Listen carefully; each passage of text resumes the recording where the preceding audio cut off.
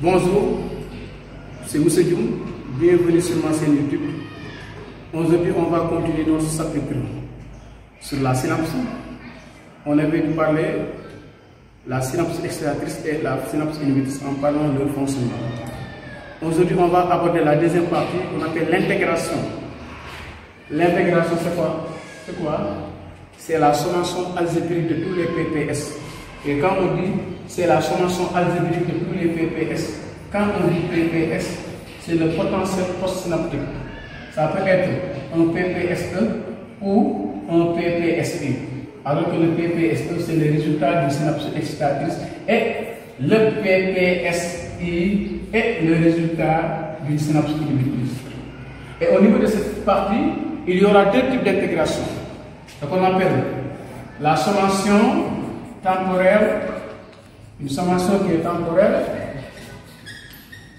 et une sommation appelée spatiale. La sommation spatiale. Et avant de définir les deux types de sommation, on va utiliser le dispositif expérimental.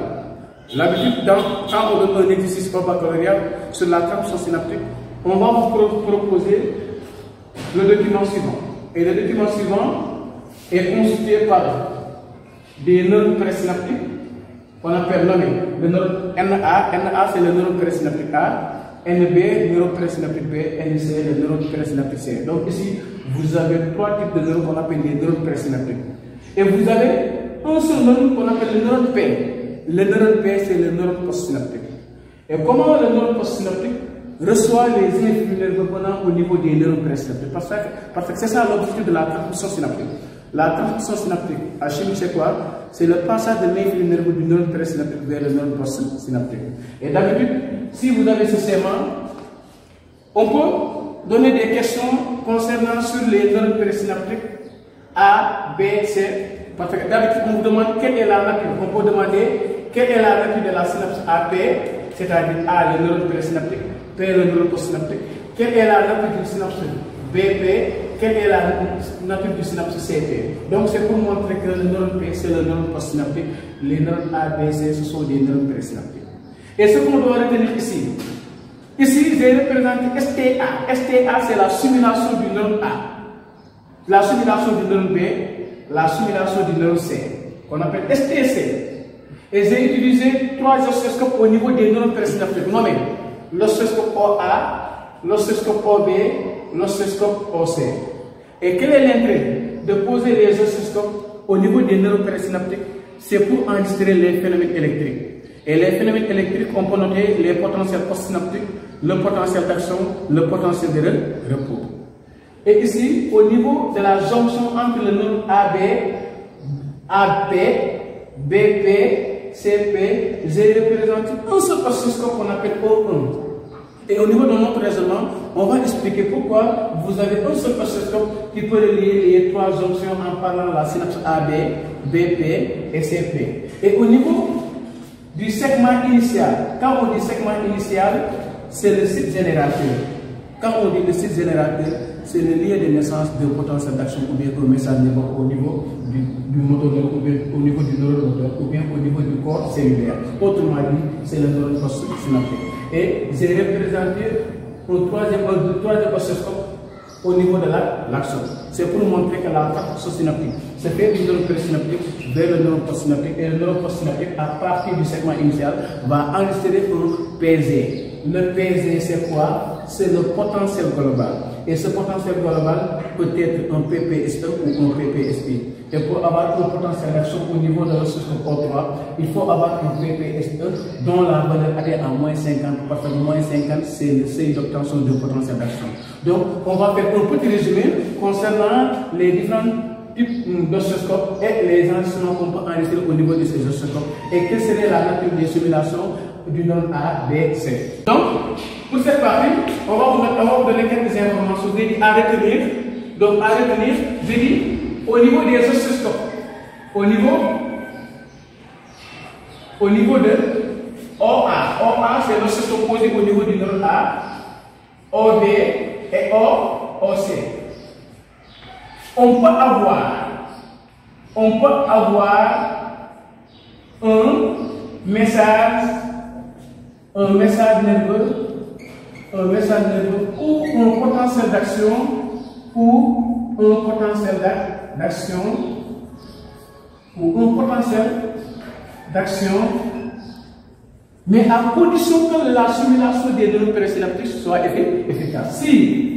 Si les simulations, c'est-à-dire les excitations, si les simulations notées entre parenthèses STA, c'est-à-dire la simulation posée au niveau du neurone A, ST, STB et STC sont efficaces. C'est à cette condition que vous avez un potentiel d'action ou bien un message nerveux sont efficaces. Mais au niveau du neurone OA ou bien au niveau du neurone A, neurone B, neurone C, on peut enregistrer un potentiel de repos ou bien on peut enregistrer une faible dépolarisation. C'est pour montrer si les simulations des neurones présynaptiques sont inefficaces. Au niveau des neurones présynaptiques, on ne peut pas avoir un potentiel d'action. Pour avoir un potentiel d'action au niveau des oscilloscopes posés au niveau des neurones présynaptiques, il faut que l'excitation soit efficace. Si l'excitation est inefficace, dites-vous qu'on peut avoir un potentiel de repos ou bien une faible dépolarisation. Donc on peut dire si les simulations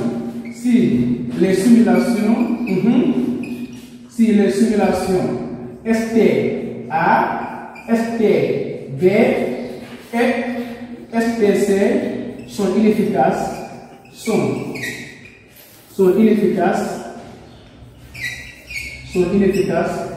dans ce cas, on aura un potentiel de repos ou une faible dépolarisation.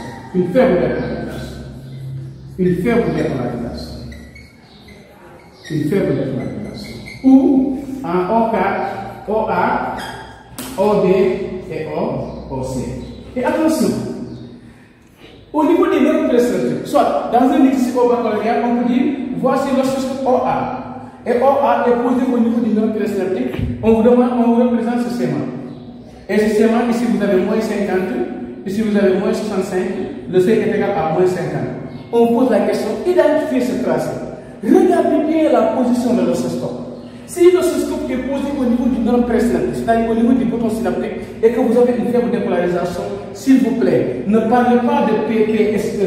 PPSE, c'est quoi? C'est potentiel post-synaptique excitateur, alors que vous êtes au niveau du neurone présynaptique. Avant la synapse, on ne peut pas insérer le PPSE, simplifier la vie pour dire qu'on a une faible dépolarisation.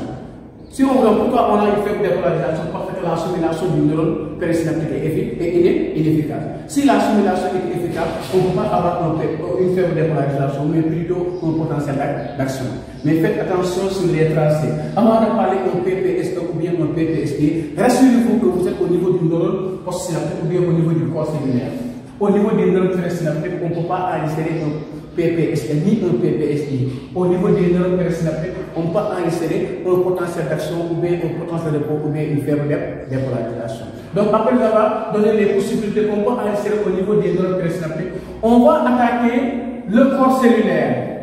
Le corps cellulaire, c'est-à-dire dans la membrane du neurone postsynaptique. Et dans la membrane du neurone postsynaptique, j'ai représenté un seul oscilloscope qu'on appelle O1. C'est pour montrer à O1 si la simulation du neurone A est efficace, ainsi que le neurone B, le neurone C sont efficaces. Forcément, au niveau du corps cellulaire, on peut avoir un PPSE ou un PPSI. Pourquoi ici un PPSE ou bien un PPSI? Parce que c'est le neurone P qu'on appelle le neurone postsynaptique qui reçoit les PPS, soit PPSE ou bien PPSI. Parce que la nature de la synapse est déterminée à partir du neurone présynaptique. Si le neurone présynaptique est un neurone excitateur, AP c'est une synapse excitatrice. Donc, au niveau de O1, on peut insérer un PPSE ou un PPSD à condition que la simulation est efficace. Et dans les exercices, on peut vous poser cette question. On peut vous donner cette tracée. On vous dit là, c'est l'oscilloscope O1. Voici l'oscilloscope O1. On vous dit que on est sur le neurone A et on obtient à O1 un potentiel d'action. Dites-vous que l'excitation est efficace. Ou bien, à O1, vous avez un PPSE. Mais le seuil, ici, la DDP du seuil est égale à moins 65. Dites-vous que c'est un PPSE. Pourquoi un PPSE? Parce qu'à O1, on a enregistré une faible dépolarisation, alors que O1, il est posé au niveau du neurone post-synaptique.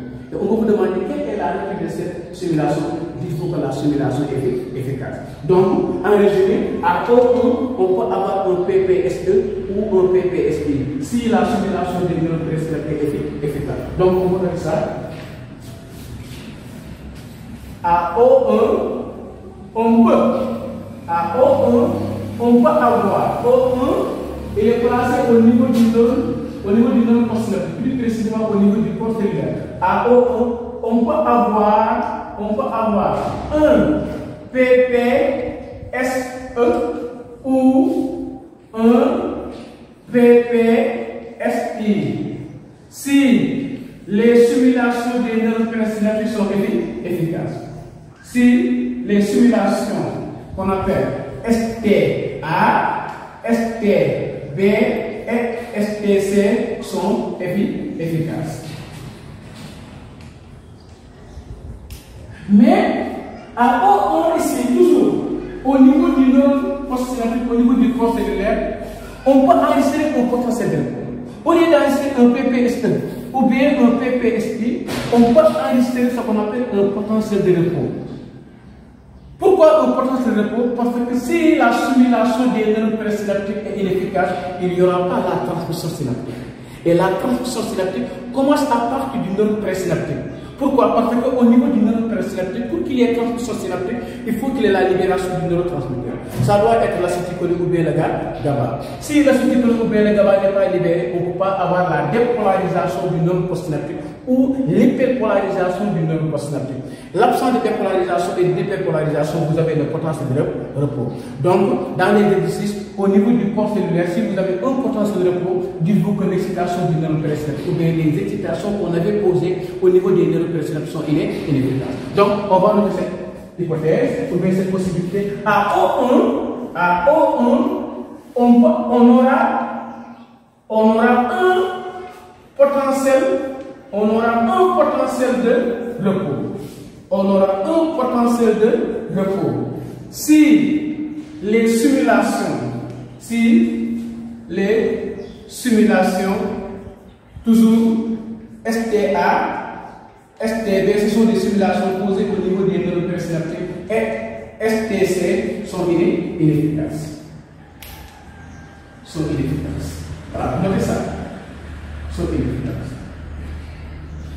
Et après, les possibilités qu'on peut enregistrer au niveau du neurone postsynaptique, on va attaquer ou bien la relation entre le segment initial et l'axone. Parce que ce qu'on doit enregistrer au niveau de l'axone, représenté par l'oscilloscope O3, dépend des phénomènes électriques qu'on doit enregistrer au niveau de O2. Autrement dit, les phénomènes électriques qui naissent à partir de O3 sont donnés par les phénomènes électriques qui naissent à partir de O2. Et O2, c'est quoi? C'est le segment initial. Il y a 4 noms.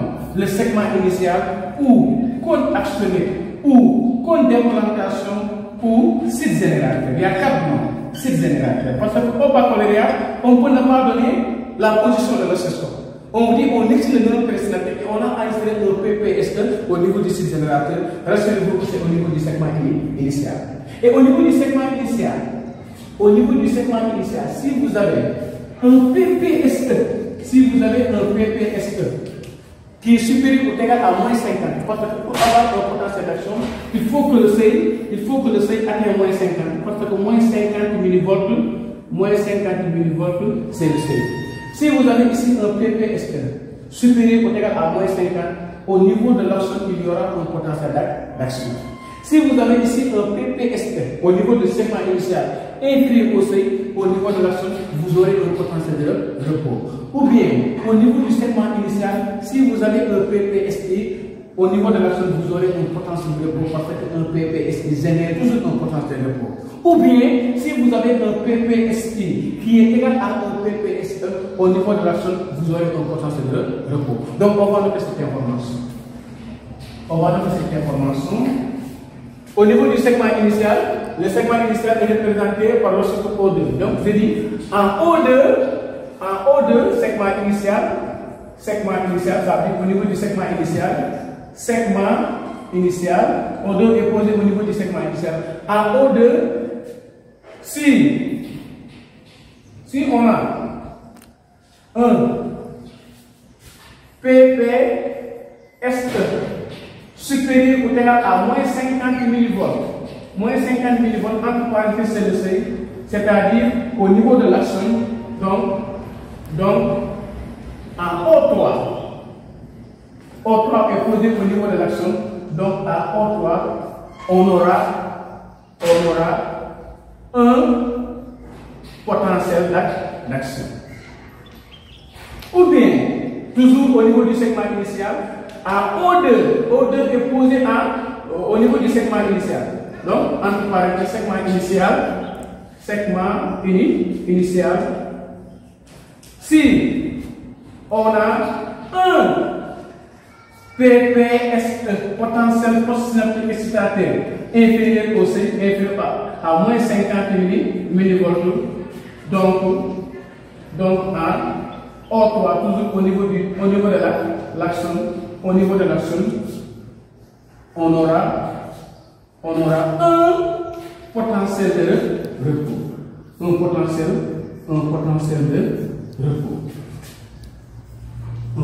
de repos. Ou bien, en O2, toujours au niveau du segment initial, c'est générateur. En O2, si on a un PPSI ou un PPSE qui est égal à un PPSI, on aura toujours en O3, un potentiel de repos.